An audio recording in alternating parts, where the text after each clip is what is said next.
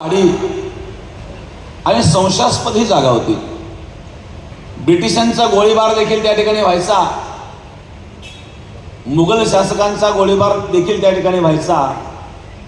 आणि अशा अवस्थेमध्ये गुरुवर्य नारायणगिरी महाराज त्या ठिकाणी राहत होते. आणि एका व्यक्तीचा त्या ठिकाणी एक व्यक्ती शहीद देखील झालेली आहेत. ते स्मारक त्या ठिकाणी गोवर्धनला झालेलं आहे. आणि म्हणून आध्यात्मिक कार्य करीत असताना देशसेवेचं मोठं कार्य या परंपरेने केलेलं आहे. एक हैदराबाद मुक्ती संग्राम नावाचा एक ग्रंथ विजयेंद्र काबरा यांनी लिहिलेला आहे. त्याच्यामध्ये गुरुवर्य नारायणगिरी महाराजांचा उल्लेख केलेला आहे. गुरुवर्य नारायणगिरी महाराजांना स्वातंत्र्य सेनानी म्हणून सर्टिफिकेट देखील मिळालेलं आहे. महाराजांनी पगार स्वीकारला नाही, फक्त सर्टिफिकेट स्वीकारलं होतं. साधू संतांचं कार्य पगार घेण्याचं नाही. गुरुवर्य नारायणगिरी महाराजांचे दीक्षागुरू होते स्वामी निलगिरीजी महाराज, ज्यांच्या हस्ते आखाड्यामध्ये गुरुवर्य नारायणगिरी महाराजांची दीक्षा झालेली होती. स्वामी निलगिरी महाराज हे सुभाषचंद्र बोस यांच्या आझाद हिंद सेनेमध्ये होते आणि आझाद हिंद सेनेमध्ये देशाची सेवा त्यांनी केलेली आहे. त्यांच्या जांघेला एक ब्रिटिशांची गोळी देखील लागलेली होती. आणि म्हणून देशाकरता धर्माकरता कार्य करणारी परंपरा आहे. त्या परंपरेचे आम्ही पाईक आहोत.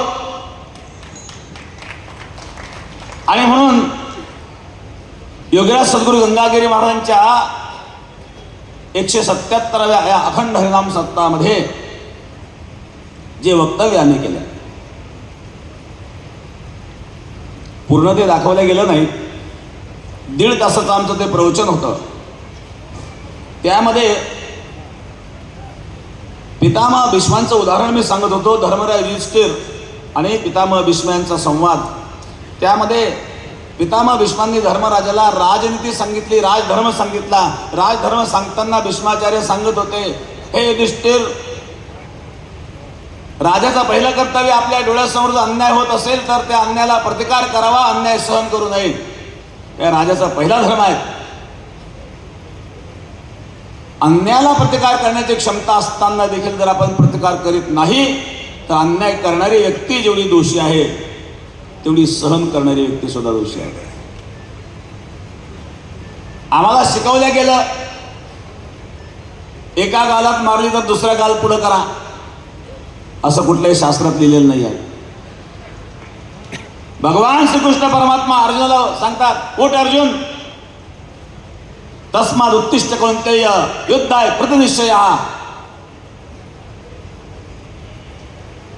मोहग्रस्त झालेला अर्जुन भीष्माचार्य द्रोणाचार्यांकडे पाहिल्यानंतर युद्ध करणार नाही असं म्हणला. भगवंताने सांगितलं नाही, जे अन्यायाच्या बाजूने आहे ते कोणीही असू द्या, त्यांच्याशी लढणं हे क्षत्रियाचं कर्तव्य असतं.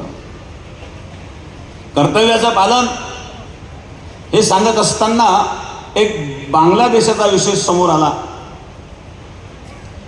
आपण पाहिलं बांगलादेशात काय काय घडतंय. अजूनही अत्याचार चालू आहेत, अजून ते संपलेलं नाही आहे. मठ मंदिर पाडले गेलेत, बुद्ध विहार पाडले गेलेत, गुरुद्वारा पाडले गेलेत, जैनांचे धर्मस्थळ पाडले गेलेत. अशा प्रकारे याच्याही पलीकडं अनेक स्त्रियांवर जे अत्याचार घडले, 10-10, 20-20 लोकांनी एकत्रित येऊन एका स्त्रीवर बलात्कार केल्याचे अशा प्रकारचे उदाहरणं बांगलादेशमध्ये समोर आलेत. हा प्रसंग सांगत असताना मी हा एक मुद्दा त्या ठिकाणी मांडला की अशा लोकांना प्रेरणा मिळते कुठून.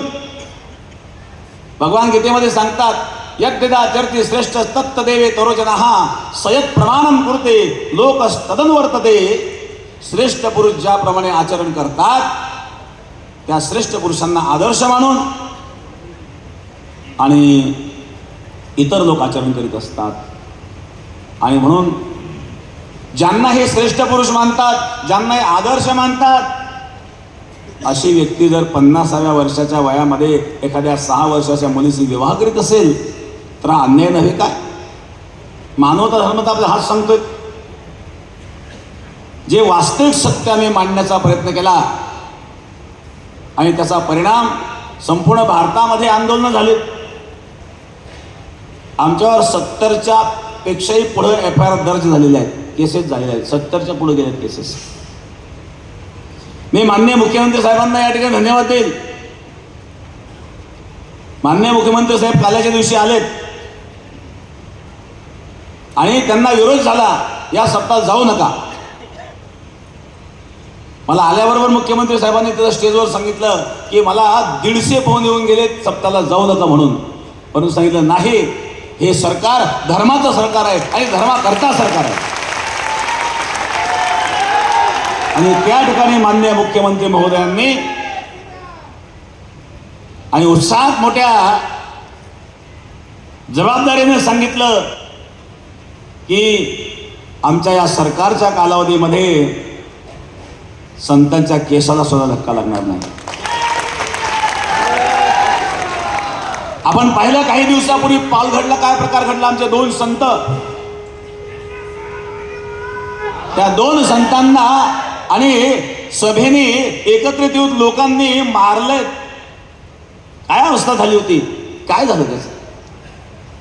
आणि म्हणून हिंदुत्वाला पोषक असणारा जो सरकार आहे, मी महाराष्ट्रामध्ये असा एक पहिला मुख्यमंत्री पाहिलाय. आषाढी वारीला 8 दिवस माननीय मुख्यमंत्री महोदय मोटरसायकलवर फिरत होते.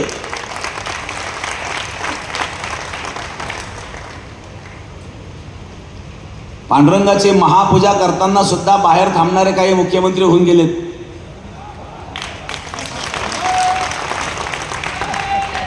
ते कुठं आणि वारकऱ्यांकरता मोटरसायकलवर समाजामध्ये फिरणारे मुख्यमंत्री कुठं.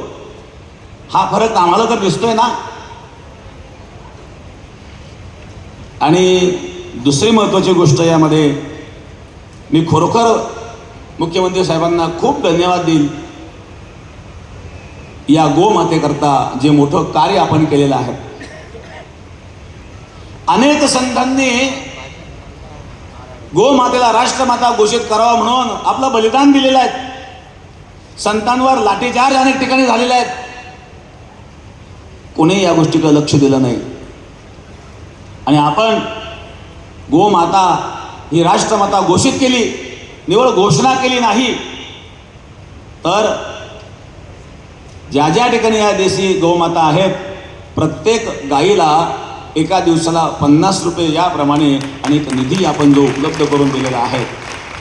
अतिशय आनंदाचं आणि उत्साहाचं वातावरण या आपल्या या समाजामध्ये आहे. कारण गोमातेचं रक्षण प्रत्यक्ष भगवान कृष्ण परमात्मा करीत होते. हा आदर्श, गो म्हणजे साधारण माता नाही आहे. गोमाता म्हणजे साधारण एखादी आणि एखादा पशु नाही आहेत, एखादा जीव नाही आहेत. हे सर्व आपल्या हिंदू धर्मियांना माहीत आहेत. खूप मोठं कार्य आपण या ठिकाणी केलं. आणखी एक महत्त्वाची गोष्ट आहे, आजचा जो तरुण हा भरकटत चाललेला आहे, याला आपल्या धर्माबद्दल संस्कृतीबद्दल ज्ञानच राहिलेलं नाही. म्हणजे शालेय शिक्षणामध्ये निश्चित अशा प्रकारचे सदाचार असणारे काही उदाहरणं मुलांना